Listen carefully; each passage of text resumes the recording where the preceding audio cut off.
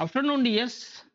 जैसा कि आप जानते हैं कि हमारी डेली की एनालाइज पिछले कुछ दिन से नहीं हो पा रही थी, कुछ पर्सनल मसरूफियात की वजह से नहीं एनालाइज कर पा रहा। सो मैंने डिसाइड किया है कि अब जो है वो तकरीबन इसी टाइम पे हमारी डेली की एनालाइज जो है वो अपलोड होगी।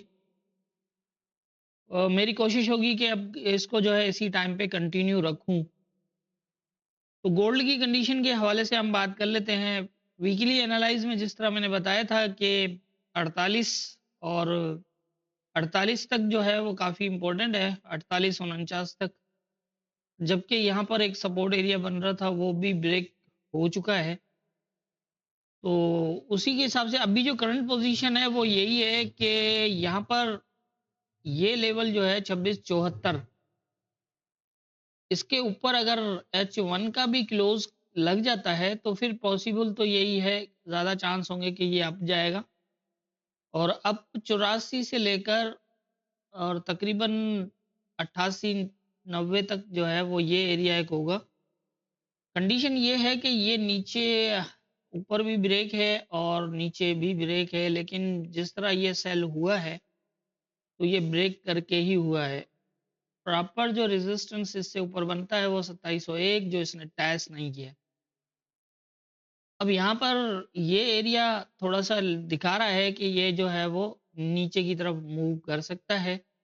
नीचे एक अच्छी सपोर्ट बनेगी इसकी 2659 से 57 और 55 से 53। वैसे ये पूरा जोन बन सकता था एक ही, लेकिन यहाँ पर कंडीशन ये है कि ये लेवल ब्रेक है, M15 में ब्रेक क्लोज है, ये टेस्टेड नहीं है। तो इन दो एरियाज में से किसी को एज ए सपोर्ट ले सकता है। अब समझना ये है कि अगर तो ये इस एरिया को ब्रेक करता है, क्लोज करता है, तो फिर ऊपर देखिएगा, अगर इस यहाँ से रिजेक्ट हुआ तो फिर ये नीचे आ जाएगा इस तरह।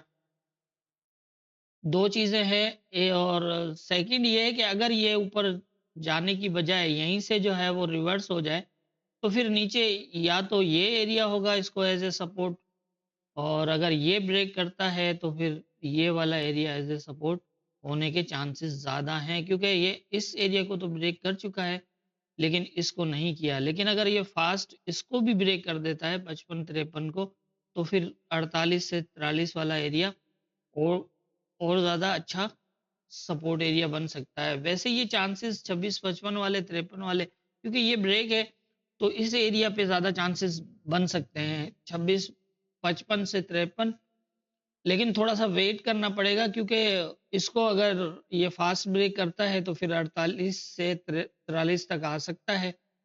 ऊपर की कंडीशन अगर हम देखें तो ये वाला रेजिस्टेंस टेस्ट नहीं है, ये अप और डाउन ब्रेक है। जिस तरह ये इसको अप और डाउन ब्रेक किया है उससे यही लग रहा है कि ये नीचे से यहाँ से किसी एरिया से एज ए सपोर्ट रहेगा। लेकिन अगर इस एरिया से रिजेक्ट हो जाता है 84 से, तो यहाँ से ये यहाँ तक भी आ सकता है, इससे नीचे भी जा सकता है। ये भी ध्यान में रखिएगा, क्योंकि ये एरिया सारे अप डाउन ब्रेक कर चुका है, ये ब्रेक हो चुका है, यही इंपॉर्टेंट है।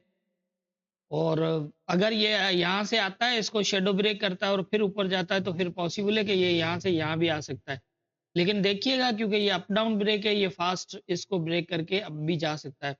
ये एरियाज फिलहाल बाइंग के लिए बहुत ज़्यादा रिस्की हैं, क्योंकि डे का क्लोज इतना अच्छा नहीं लगा हुआ कि जिसके बेस पे ये कोई ज़्यादा मूव कर सके। यहाँ से नहीं हुआ तो यहाँ से रिजेक्ट होने के चांसेस बहुत हद तक हैं। तो इसी तरह से जो है वो इस टाइम करंट पोजीशन मार्केट की नज़र आ रही है। और M15 के सेटअप को देख लीजिएगा, यहाँ पर देखें कि ये एक इसने यहाँ पर 4 सेल क्लोज किए हुए हैं, फिर ये तीसरा भी जो है वो सेल रनिंग में है। तो यहाँ पर ये वीकनेस शो कर रहा है, तो इससे यही लग रहा है कि नीचे ही आए और नीचे ये एरिया, और जैसा मैंने बता दिया आपको इसी तरह से होगा। अ, ऊपर का मैं इसलिए कह रहा हूँ कि ऊपर मार्केट हमेशा किसी लेवल को जब तक रेस्पॉन्स ना करे एज ए रेजिस्टेंस या फिर एज ए सपोर्ट, तो मार्केट एक ट्रेंड नहीं बनाती। जिस तरह ये है कि ये लेवल के बिल्कुल पास आके जो है वो यहाँ से गिरा है, तो ये कह सकते हैं कि ये लेवल जो है वो यहाँ पर वीकनेस थी। इसी तरह से यहाँ पर अब इसके नीचे ये देखें 2 क्लोज, फिर इसको टेस्ट और फिर गिरा।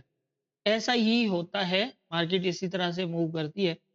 अब इसको ये ऊपर और नीचे दोनों तरफ से ब्रेक है, तो इसलिए अब इसको मजीद सेलिंग के लिए इस एरिया के आसपास जाने के चांसेस होंगे।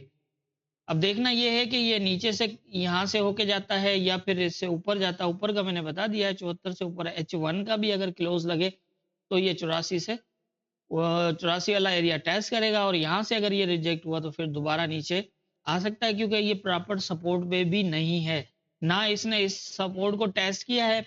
ये ब्रेक क्लोज छोड़ा हुआ है, और इसी तरह से जो है वो पोजीशन बन सकती है इनमें से कुछ भी।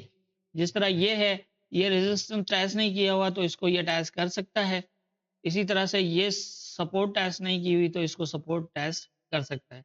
तो मेरी जितनी समझ है उसके हिसाब से आज गोल्ड में यही पोजीशन नजर आ रही है। बाकी होना क्या है ये तो ऊपर वाला बेहतर जानता है। दुआओं में याद रखिएगा।